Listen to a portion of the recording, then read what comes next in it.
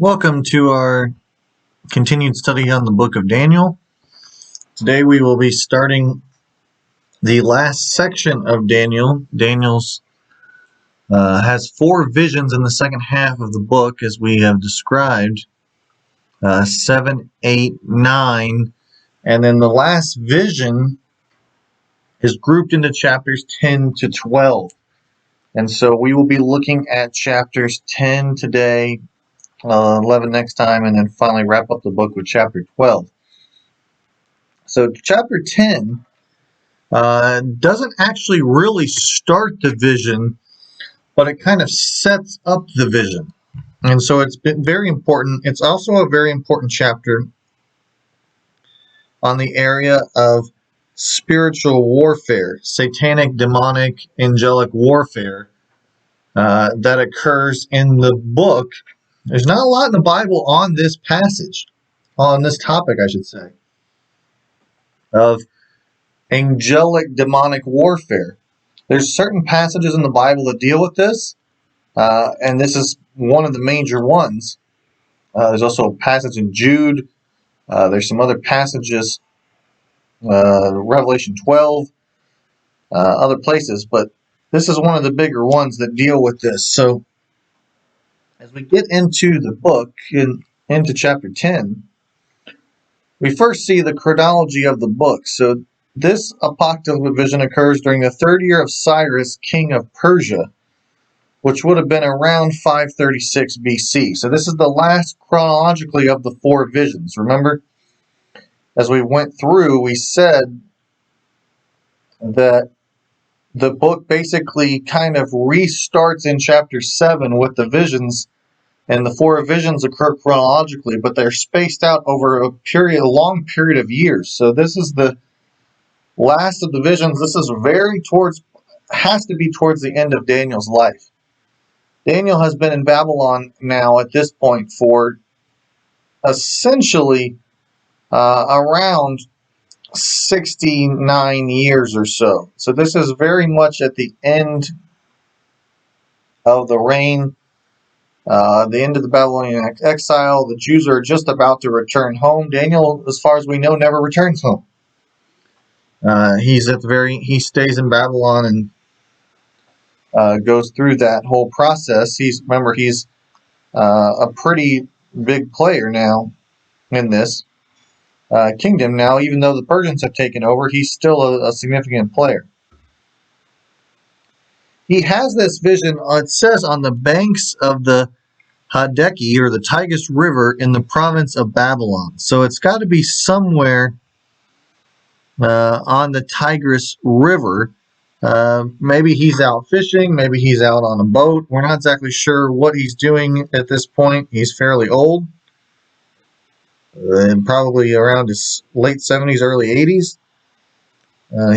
So doesn't give us any more details about it than just that in the passage. So the structure of chapter 10.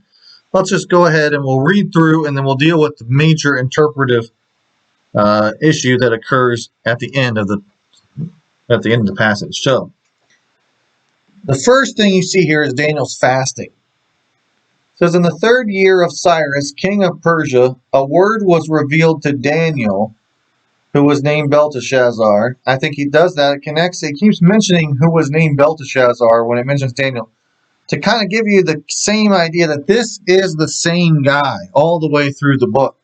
Another reason why I think that Daniel is the author of the book and not some fake Daniel from the 2nd century, because it keeps going out of its way to remind you that this is Daniel who is having these visions in this thing.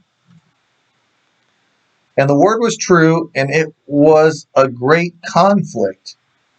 And he understood the word and had understanding of the vision. That's kind of the first verse is kind of I guess you could call it a summary statement, if you will, for chapters 10, 11, and 12.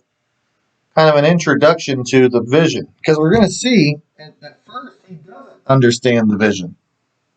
It's only after the angel comes and explains it Does he really understand the vision? So that's kind of a summary statement. It says in verse 2, in those days I, Daniel, was mourning for 3 weeks. I ate no delicacies, no meat or wine entered my mouth, nor did I anoint myself at all for the full 3 weeks. Now, what is going on here? We're not exactly sure, but many scholars suggest, and I think it's very plausible, that this is when the Jewish people have just returned back to the land. And if you remember in the book of Ezra, when they first start coming back to the land, it's very difficult. They get back, they run into a lot of problems. They start on the temple and then they stop for almost 15 to 20 years. It's a long period of time before they finally finish it. They were encountering all this enemy opposition. So I think Daniel understands this. He obviously has access to high intelligence in the area, being a prominent official. And so I think he's realizing there's some spiritual warfare that's going on. There's some satanic opposition that's trying to stop the Israel nation from being restored. Then he says, on the 24th day of the first month, as I was standing on the banks of the great river, that is the Tigris, I lifted up my eyes and looked, and behold, a man clothed in linen, with a belt of fine gold from Upes around his waist. So now we're going to see his vision of this heavenly being. His body was like beryl, his face like the appearance of lightning, his eyes like flaming torches, his arms and legs like the gleam of burnished bronze, and the sound of his words like the sound of a multitude. And I, Daniel, alone saw the vision, for the men who were with me did not see the vision, but a great trembling fell upon them, and they fled to hide themselves. This is very, very similar to the Apostle Paul's vision on the road to Damascus. Daniel sees this divine being, or this angelic being. We'll talk about the identity of this guy at the end. Sees this being in some manner, and the people who are with him, his attendants, I don't know if it's his royal guard, his servants, whoever, they can't see the being, but they know something's going on. There's some type of response to them. It says they left me alone. They run away, basically, trembling. They know something's going on, but they don't quite know what. And that's similar to what happens to Paul on the road to Damascus. So I was left alone and saw this great vision, and no strength was left in me. My radiant appearance was fearfully changed, and I retained no strength. Then I heard the sound of his words, and as I heard the sound of his words, I fell on my face in deep sleep with my face to the ground. So he has this vision of this heavenly being, and it's like all his strength leaves him. He just passes out. It's just so powerful, so overwhelming that he can't control himself. He has it's like his strength gives away. He faints, essentially. Then it says, and behold, a hand touched me and sent me trembling on my hands and knees. And he said to me, O Daniel, man greatly loved, understand the words that I speak to you, and stand upright, for now I have been sent to you. And when he had spoken this word to me, I stood up trembling. Then he said to me, fear not, Daniel, for from the first day that you set your heart to understand and humbled yourself before your God, your words have been heard, and I have come because of your words. The prince of the kingdom of Persia withstood me 21 days, but Michael, one of the chief princes, came to help me, for I was left there with the king of Persia, and came to make you understand what is to happen to your people in the latter days, for the vision is for days yet to come. So he has this vision of this angel or heavenly being. We'll see it again here in a second. And the being tells him, I'm come to bring you a message to explain this vision that you've had. And that'll really happen in chapter 11 next time, what the vision that Daniel had was. But this heavenly being says, I was trying to make my way to you, and I was stopped by the prince of the kingdom of Persia. Now, people get all confused on this because they think, oh, it's the prince of the kingdom of Persia. It's a man.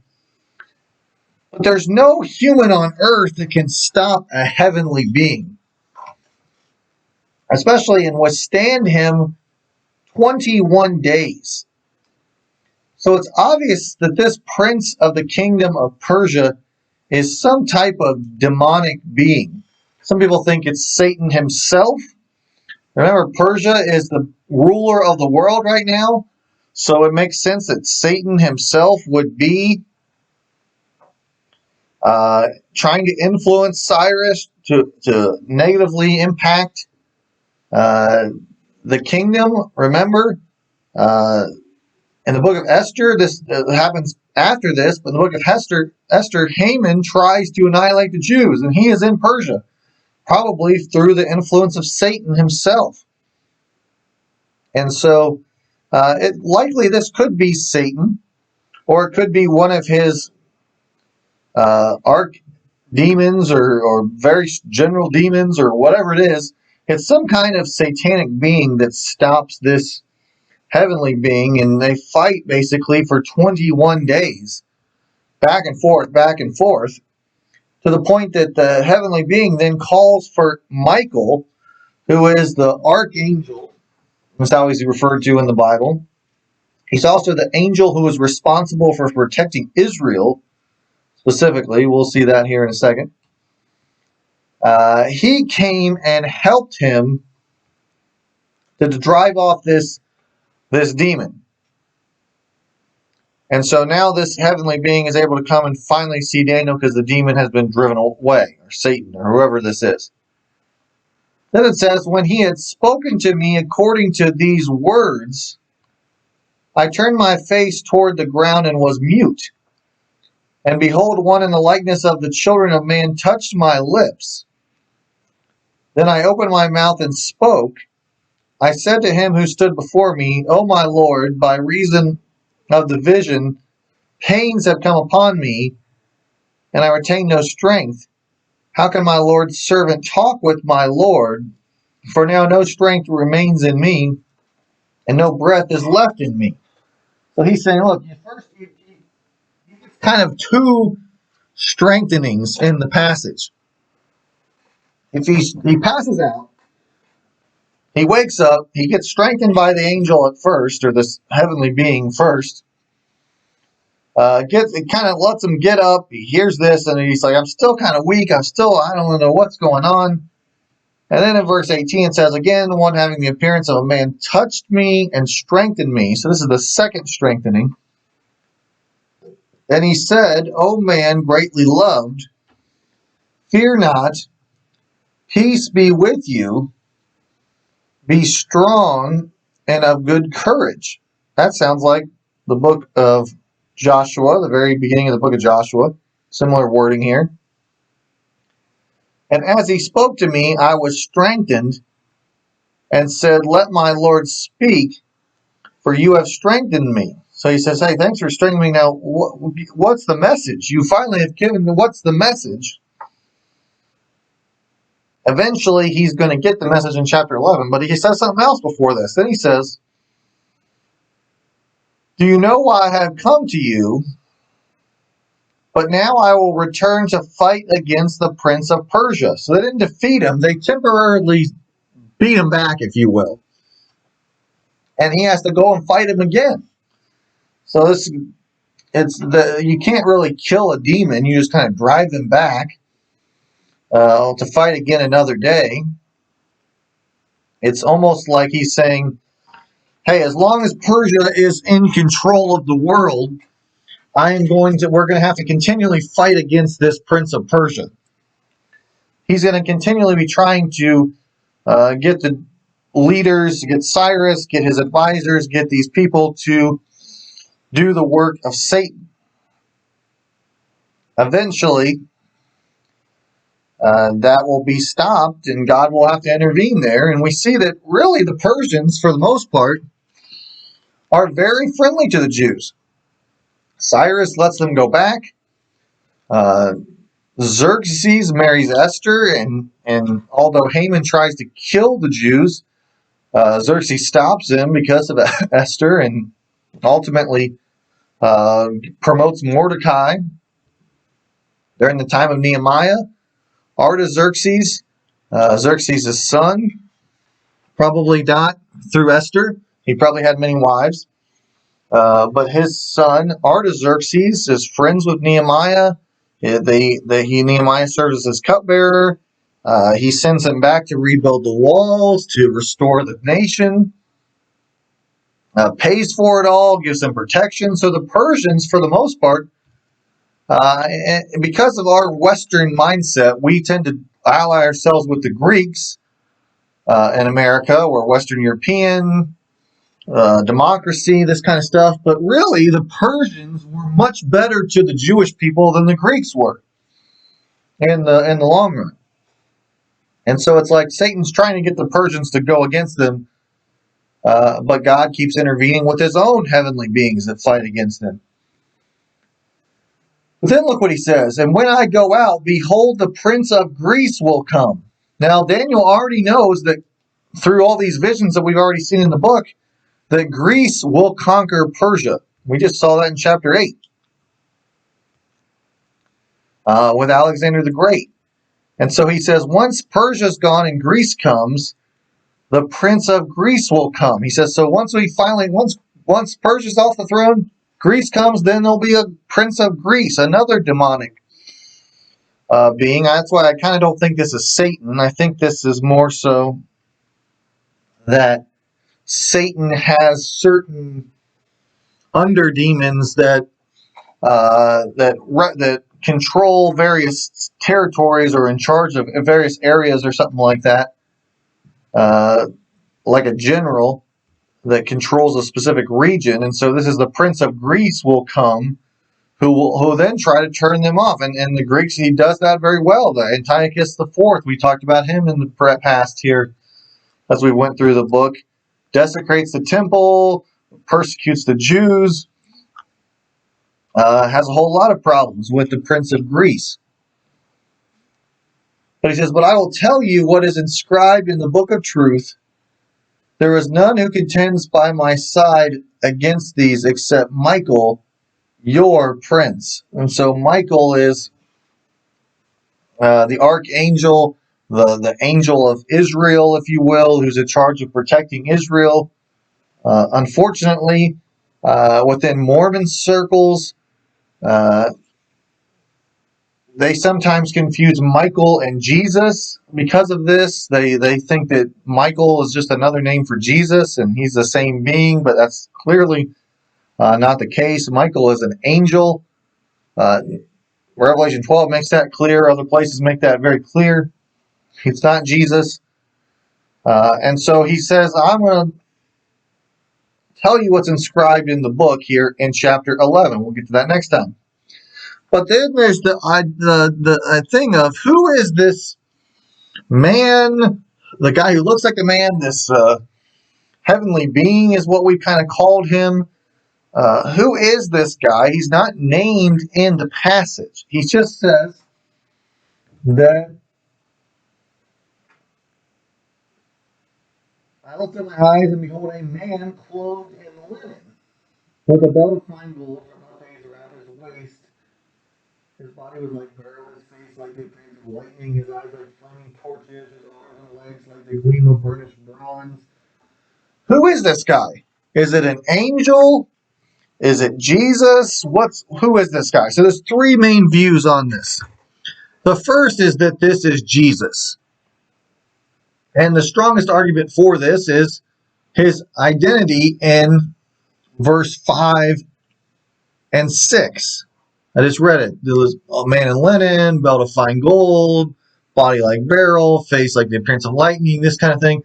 Some have seen that there's a very strong connection between the way this being is addressed and the way Jesus is addressed in Revelation chapter 1.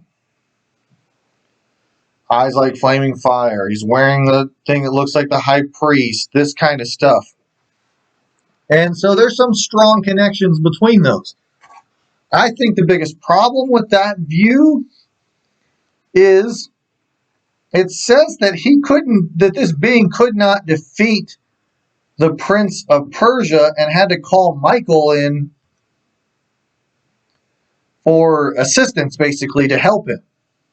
And so it's hard for me to think that Jesus could not defeat a demon of some type, even if it's Satan himself, and had to call for Michael for assistance. Now, some people have argued, well, when Jesus was tempted, he had to, it says that angels ministered to him and helped him and these kinds of things. And that's certainly true, but that's Jesus in his human form after being through 40 days in the wilderness. This is the pre-incarnate Jesus. If this is the pre-incarnate Jesus, I find it very unlikely that he is having trouble dealing with a demon. Another thing is, he says that he has been sent to him before your words. I have become before your words. He says he's been sent to kind of give him this message. Jesus is not sent anywhere. Jesus is God himself. Angels are sent to give the messages. So it seems to be that it's kind of difficult to say that this is Jesus in this passage when you look at the whole council, if you will. Another view is that it is an angel. I think this is probably the strongest of the three views. It certainly seems like an angel. It's definitely some kind of heavenly being. And it seems like it's an angel who then has to call his boss in, essentially, Michael, to help him to fight off this other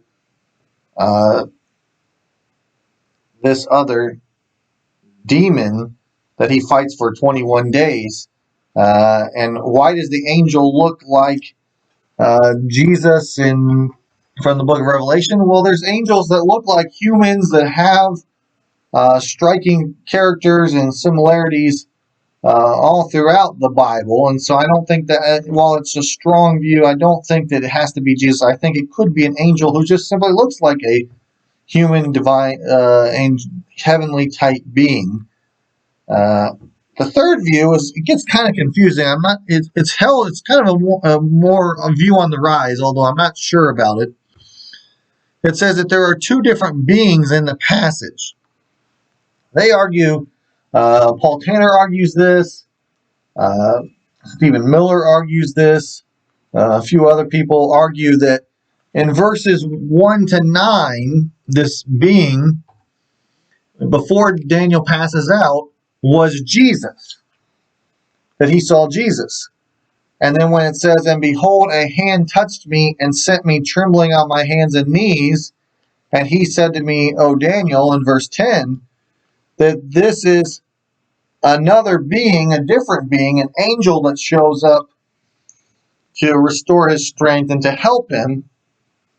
And that's why the angel then says, oh, I couldn't stand, I couldn't fight against this, I had to call Michael. So it's kind of like he saw Jesus, he passed out. When he wakes up, there's an angel that helps him. The biggest problem, it solves some of the major issues in the passage. The biggest problem I have with this view is you don't have anything in the passage that makes it seem like there's two different beings in the picture.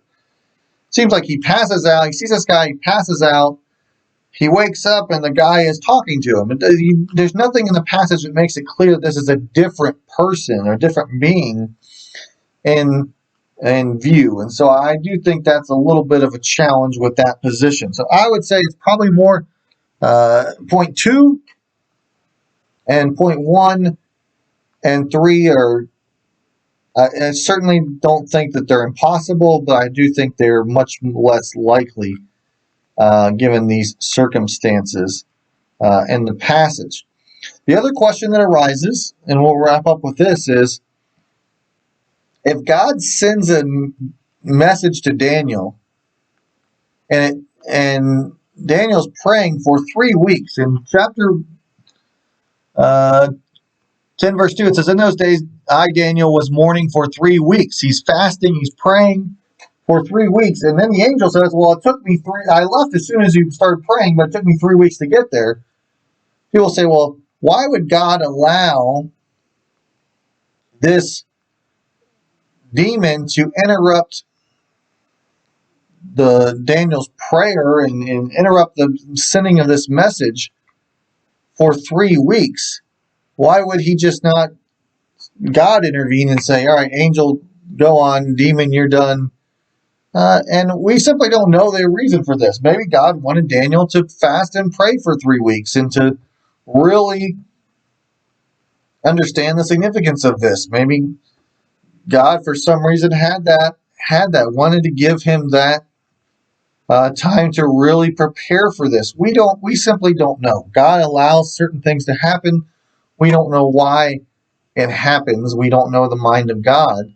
We just have to trust that ultimately God's in control. If he wanted to immediately defeat that demon, allow the angel to go through, he could have, but he did not for some reason, and we don't know why, but we know he's ultimately in control, ultimately in power. So that wraps up chapter 10. Very fascinating passage that kind of gives us some of the behind the scenes look on demon angel warfare. Another question that arises is this something that happens quite often that we just don't know about? Daniel would never have known. Daniel's sitting here praying for 3 weeks, wondering, all right, God, when are you going to give me this answer?